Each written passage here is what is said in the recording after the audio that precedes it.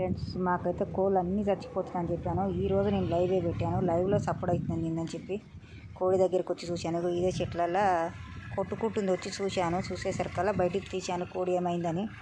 ఇక ఇట్లా నురుగులు అయితే నోట్లంగా వెళ్ళి కోడి అయితే నా చేతిలోనే జీవిపోయింది. మాకు కోళ్ళు చాలా ఉండే. ఇదే సంపత్తితోని కోళ్ళన్నీ కలిసి వచ్చాయి. ఈరోజు ఇది కూడా పోయింది. దీనికి మాత్రం ఒక 5 పిల్లలు ఉన్నాయి. ఈ పిల్లలు అయితే ఆగమైనాయి. తల్లి లేని పిల్లలు అయిపోయినాయి. అసలు ఏమవుతుందో ఏమో తెలుస్తలేదు. ఇట్లా ఈ క్షణాలల్లో మాయమవుతున్నాయి కోళ్ళు.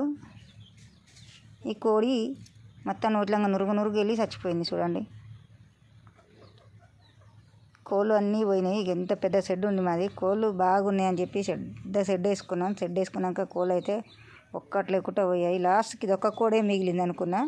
ఇది కూడా శివరాత్రి రోజు ఈ కోడి కూడా వదిలిపెట్టింది. ఏ దేవునికి పూజ చేసినా నాకైతే కోళ్ళు అయితే దక్కలే. ఈసారి కోళ్ళు అయితే ఆగమైపోయినాయి. ఈ తల్లి లేని పిల్లలు అయితే అయినాయి. ఒక 5 పిల్లలు ఉన్నాయి. ఇక అవి కూడా ఏమి వెళ్తాయో తెలియదు. ఎలా ఉంటాయో తెలియదు ఆ పిల్లలు. నాకు కోళ్ళన్నీ కలిసి వచ్చినాయంటే ఈ కోడితోనే కలిసి వచ్చినాయి.